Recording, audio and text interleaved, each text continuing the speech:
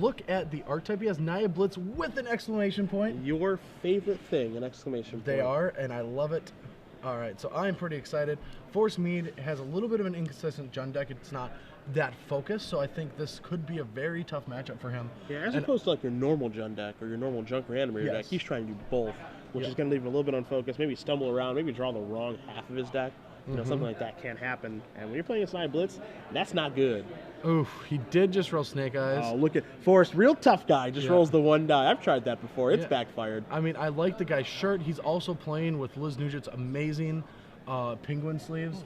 Her creature collection is unbelievable. She's already had a vampire, a squirrel, and the penguin, and we've got a couple more coming out for you guys later on this year. Heard some big news on some new ones coming out there. Can't divulge that information. We can't tell no yet. No spoilers on Liz's artwork. But if you know they're going to be awesome and adorable like the rest of them. Yeah.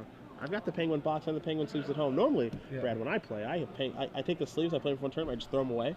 But you got to keep them. I save the penguin sleeves. They're actually in the deck box on my desk. I mean, I'll even tell you, I was like, we're doing playtest videos, and I was like, Evan, can I get some squirrels to promote her stuff on our Versus videos? And he's like, sure. And I'm like, I was like laughing to myself, like, I just want to play with them. Promote, quote unquote. As we do take a look at Forrest's deck list, if you guys have not seen the deck tech, we'll probably run it again another time this week, and it's also on the coverage website, of course. 3 Olivias, 2 Restoration Angels, 3 Hunt Master of the Fells, 4 Thragtusk, 3 Deathrite Shamans, 2 Pillar of Flames, 2 Victim of Knights of Mortars, 3 Bonfire of the Damned, 2 Rakdos Return, 2 Unburial Rites, a Sever, 4 Farseek, 2 Abrupt Decay, and 2 Grizzly Salvage. So he's a little all over the place. But as we all know, a deck tech is great, but seeing it in action is even better. And as we see, both players did mulligan to 6 here. Forrest starts with a Blood Crypt, but Aaron has the champion of the deck and champion of the parish. Arguably the best one drop in the format. You can certainly make an argument for Avacyn's Pilgrim as well. All right, so we have, what do we have, an Abrupt Decay or a Searing Spear coming? Because there was a Farseek in Forrest's hand that he did not play. So it looks like he probably does have a removal spell here, and we're going to see Cavern of Souls, likely going to name Human here for Aaron. The jig is up. I am playing the Naya Blitz deck, and we'll see an Abrupt Decay take care of the champion of the parish, but Thalia could be a bit of an issue. Yeah, Thalia does hurt a deck like Forrest, since he does have these Abrupt Decays and these Farseeks, but as well as the Grizzly Cell, which is a lot of more spells that aren't actually interacting with your opponent immediately. Double Deathrite Shaman is not that bad. It can double block this Thalia, so Aaron might just have to get that Mare into play with the Boros, and what that'll let him do is next turn he can play that Flinthoof Boar with the Mountain, with the Red Source, with the spicy sizzling bacon. Ooh. Sounds good. That's just what I had for breakfast. It wasn't so bad. How'd you find bacon? I got lucky. I did not find any bacon. Running How good. Lucky of you. As we do see that Mare and the Boros Elite. Here comes Thalia, 3/2 first striker. Deathrite Shamans cannot take care of that, and Aaron is just going to pass the turn back. Let's see what Forrest is able to find here. As he does draw a Hunt Master of the Fells, that is not a land, and you can see in his hand right now, Brad, you see a Farseek, you see cards that he can't cast, and you're going to see Mare of Everbrook flip into Howlpack Alpha. So now he's going to be able to attack with everything. He's probably going to keep that Thalia back, since now it's back down to a 2/1. So we're going to get that Boar into play, give it haste, attack with 3 3/3s. And what that'll let him do is get around these 2 Deathrite Shamans that are able to not chump block any of them. And now you see that Flinthoof Boar coming to play. You see it getting haste. And now you see the Boar and the Alpha coming in. And is he going to attack with that Elite? Because it will be a 3/3 because of the Battalion trigger. And he just opts to hold that back. Buddy, Battalion, Blitz. You got to use it. You got to attack. You know who would have attacked? Who? Always put or always shove. Always jam Nico Christensen. Yeah. We do see an attack there, and we see Forrest draw another card. And what we don't see here is him drawing lands. As you see him staring at a Bonfire of the Damned that he would have loved to cast a couple turns ago, would have mopped everything up, but he doesn't have the lands to be able to do that. So Aaron does just draw a card. I think he has another Flinthoof Boar in his hand. You see Rootbound Crag, and you see Temple Garden. So his hand is pretty nice. Yeah, I would not complain if I was in Aaron's position. He not only had a very aggressive draw, but Forrest is not doing absolutely anything. And now you see always jam, always jam. You see always jam, and he is doing it this go around. No fear. Yeah. And Deathrite Shaman along with the lands are going to get picked up, and Forrest Mead down a game. Aaron LeBlanc with Naya Blitz up 1. I get to see Forrest Mead. I get to see Blitz. I get bunny ears. I get double standard weekend. My buddy Jake won a PTQ. It's a good weekend. Good clean living. I love what they it. call it. I got a good night's sleep. Yeah, must be unreal nice to be able to do that. I hope I beat you to sleep so bad this weekend because I'm gonna snore like crazy. You'll just fake it. You'll just like not get sleep just to bug me tonight. That's true. I will. I am not above that. Yeah. I'm not above that at all, and I am gonna sleep on the plane. It's just trust like me. it's like that 3 a.m. Cedric goes pillow fight. Absolutely. Let's battle. I'm good at those. As we're going to take a look at Forrest's sideboard here, on Huntmaster of the Fells, 2 copies of Assembled Legion, 2 Acidic Slimes, 2 Tragic Slips, 2 Duress, Amizium Mortars, 2 Slaughter Games, a Deathrite Shaman, Abrupt Decay, and a Rakdos Return. Obviously going to want to lower the curve and board in as much removal as he can, and board in some 2-for-1s like a Huntmaster of the Fells, so you can expect to see that come in. Those 2 Slips are going to join us. That Mortars will join us. And we might see that additional Deathrite Shaman, as it is a decent blocker, and that Abrupt Decay will probably come in. Those are all really good cards in this matchup. We do see a Jund Rights list, but even when I transition with a junk deck, I go away from Unbearer Rights in this matchup. It's just too slow. All you have to do is put a little bit of defense up, and that usually crumbles a deck like Naya Blitz. The only cards you do have to worry about at that point are the Mares that flip and create more creatures, or the Frontline Medics. That's all Forrest really has to worry about in the long game, those 8 spells. So, on Aaron's side of the board, though, he has 2 Tormod Crypts, 3 Boros Reckoners, 3 Pacifisms, 2 Fiend Hunters, 3 Boros Charms, and 2 Gruul Charms. None of these are actually that great in this matchup. I haven't been a fan of any. The Pacifisms are okay at dealing with some of the threats, but not all of them. So you probably will see those cards coming in for maybe the Lightning Maulers. Now, not a lot of Naya Blitz players are psychopaths like me. I usually take out my Lightning Maulers because they're not that good. But you see people always wanting to jam, and you want the most aggressive draws as possible. So I think that's what we're going to see. Another card that sometimes can come in this matchup is the Gruul Charms. Jund decks have 2 different draws. They have the high removal draw, or the I'm going to play a bunch of creatures and try to bonfire you out. Now, the Gruul Charms are very good when your opponent is not interacting with you and they're just trying to put defenses up, and you can just Gruul Charm, get enough damage in, because you usually can do about 7 damage before you get shut down by cards like Thragtusk and Huntmaster, but you build this just army of high power creatures. So a Gruul Charm forces the Falter, doesn't let any of them block, gets in, or it also deals with an Olivia early in the game by just dealing 3 damage to all creatures in the air. Sure. So yeah, we could see Gruul Charm, a card that you don't see a ton of. Maybe even Boros Charm for a little bit of reach. Not sure if he's going to go that route. I have never been a fan of Boros Charm in this matchup. Boros Charm technically has 1 mode, and that is my guys don't die to Supreme Verdict. Okay. That's usually what you use that card for. Thalia is very good on the play, not on the draw. So even though Forrest is down a game and could very well win this game, it's so difficult to get back from Blitz on the play.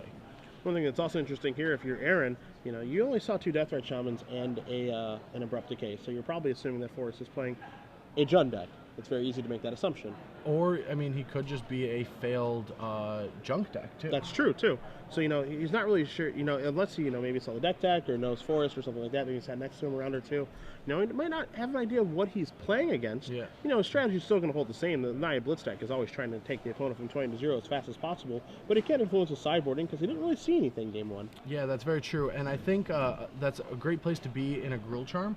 As well, I think he could have boarded that because it is good in both matchups at dealing with Lingering Soul chump blockers, or just getting the Centaur Killers, Thragtusk, and Lawless Trolls out of the way from that. So it's a good hedge if he's just going that route. I probably wouldn't bring in the Tormod's Crypts until I seen an actual card that I wanted to get rid of in the graveyard. Well, we'll see how he does up to sideboard here as he is finishing shuffling up here. Up a game with the Naya Blitz deck, a deck you were hoping to see on camera. I'm so happy, and I do just want to point out, while we're still seeing the opponent shuffle, that my bunny ears are so much better than Floor Judge Jeff Foster's. His are just hanging. They're a little sloppy. They're not straight up in the air. Doesn't really seem to want it as bad as you. He doesn't want it as bad as me. That much is clear. Yeah. As we do see Forrest taking a shuffle here. Aaron shuffling Forrest deck. Both players preparing here for game 2. We saw just a Naya Blitz beatdown here in game 1. If you guys are just joining us, Cedric Phillips, Brad Nelson here in the booth. Star City Games Open Series has made it to Orlando, Florida. Day 2, second standard open. Round 5 of 8. It is beautiful. It's Easter Sunday. It's sunny outside, and I am with one of the best commentators in the world, Cedric Phillips, and I am counting everyone. Even football commentators and basketball ones. Very much appreciated. Sports enthusiast Cedric Phillips. I also enjoy sports. I'm a big sports guy. Yeah. And if you enjoy sports as much as Brad as I do, you can join us on Twitter. The conversation at SCG Live, hashtag SCGORL. You can tell us just how awesome bunny ears are and just how good of a card Champion of the Parish is on turn 1. It is very good, but it is going to fall and scrape its Tragically. knee. Yeah, its knee's a little out. It can't really run. It's got to stop for a little bit. What a wimp that champion I is. know. Dies to a tragic slip. Well, he doesn't have any friends. Not yet. If he had a couple friends, he would not fall and hurt his knee. One card you do see in his hand right now, Brad, is you do see a Thalia, is you actually do see a Gruul Charm in Aaron's hand. Yeah, so we do have that Gruul Charm that is going to shut down that Olivia, but we also see Victim of the Night and Huntmaster in hand. Also the Restoration. Ooh, we could get dirty. Forrest is not fighting fair this game. And we are going to see Thalia come across. Forrest says Victim of the Night's going to take care of that. Victim of the Night, a card that we'll bring up on screen for you guys. It's a rule spell that, you know, sees some play sometimes it doesn't. We even saw it make a bit of a splash at Pro Tour Return to Ravnica in Seattle. Yuya Watanabe playing them in his Jund deck. Yes, and speaking of Jund, I've geeked out the hardest when I saw a Victim of the Night target a creature and then that person in response turn into a vampire with Olivia. Ooh. It's so beautiful when things like that happen. That's what makes me a fun. Magic fan. Now that is fun. As we're going to see a post-combat Experiment 1, and he's going to follow that up with a Mare of Aberbrook. So there will be no Evolve, but the Experiment 1 is a human, so it will become a 2/2. It might not have evolved, but it did get more sophisticated. Yeah, I like it. Yeah. I like it. I like to use the big words with all the syllables. As we are going to see an Olivia Valderin. That's a lot of syllables, and that one's also really, really hard to beat as well. It is. But Gruul Charm in the house. That's going to take care of that, and that's a card we'll bring up on screen for And you. Brad, you called it. If you're not Gruul, then die. Is that the flavor text? Yes, it is. Wow, I thought you were going to say if you're not Gruul, you're not cool. Well, not Gruul, then die. Huh, you were close enough. Yes. Borborgamos. He's got a thing to say about Olivia. Borborygmos. I like calling it Borborgamos. I do too, but Lauren yells at me all the time when I say that. Everyone's trying to be all correct.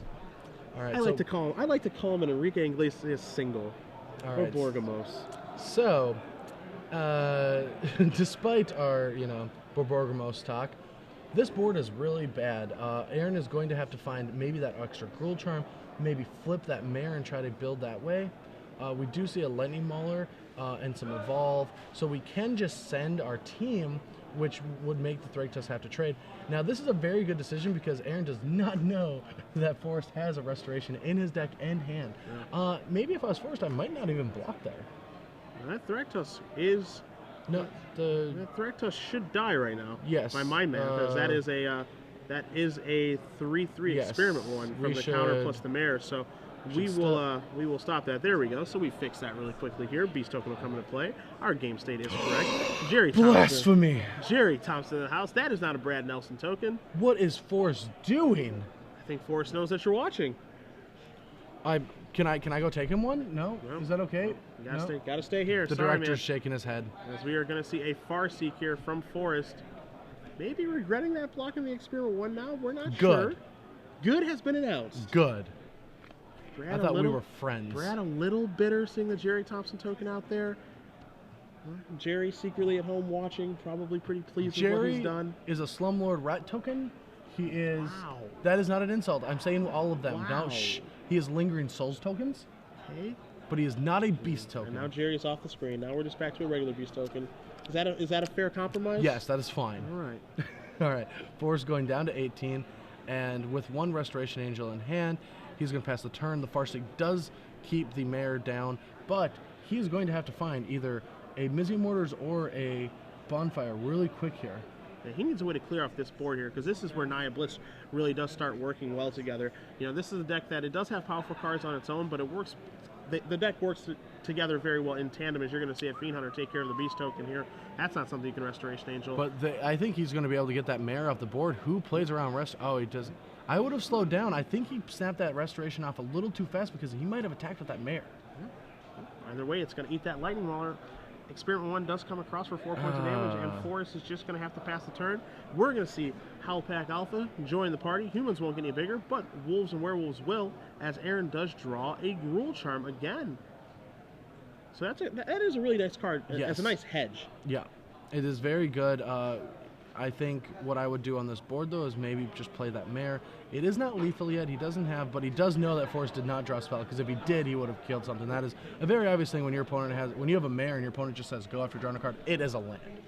And you see Aaron in his hand. He has a Burning Tremissary. He has a Flint of Bore, and he does have that Gruul Charm. So he's just trying to figure out how he wants to go about playing this turn right now. Well, I don't think he's going to play 2 spells. Yeah, that's one thing he's I just don't think is sending? going to happen. And he is going to send here Halpak Alpha, and we're going to see Gruul Charm finish off that Restoration Angel. That could not have went better for Forrest. Forrest has got to be pretty happy, and he's looking to draw something that does anything here. And you see Unmatched Fells, that card does something. That does do something. This is a great place for Forrest. If Aaron did not get that aggressive, he would have been able to, or even attacking with the like a great play that could have happened is he could have attacked with the Experiment one, regenerated, and then dealt 3, and then it still would have evolved off of the Wolf coming into play, getting it back up to a 2/2. So he is going to go up to 6 is Forrest. You're going to see a Burning Tree Emissary here. You're going to see a Lightning Mower. Those guys are going to partner up. In come the Doofuses. So we are going to be able to see some trading here, it looks like. Yeah. Well, he could have saved himself. Go ahead. He could have saved himself and just blocked the Fiend Hunter, leaving the Huntmaster around. And he would have just went to a reasonable the same life total. You see he's going to draw a Deathrite Shaman and pass the turn back. And Aaron is going to quickly untap. Of course, we know in the booth, just like you guys who know at home, there's a Flint Hoof 4 in his hand. So let's see if he's going to cast that or if he's going to maybe outthink himself a little bit here. But he is going to play Flint Hoof 4. Yeah. He is going to give it haste. He's going to jam. Forrest shows him Woodland Cemetery and does concede the game. So Aaron LeBlanc with 9 Blitz. Blitz does beat the Jund right stack. Forrest did have some mana troubles game 1. Yeah. Maybe flooded out a little bit game 2. Wasn't able to find a Bonfire of the Damned or a Misery Mortars in time. And you see the power of Blitz when it does not get disrupted. Oh, yeah, very much. Forrest did flood out a little bit there in game 1 after kind of a screw in game 2, excuse me, after a screw in game 1, and that just shows what Naya can do. The decks in center right now can be very inconsistent, whereas Naya Blitz is also playing that same game of inconsistency, but it can function off less lands and less spells just by how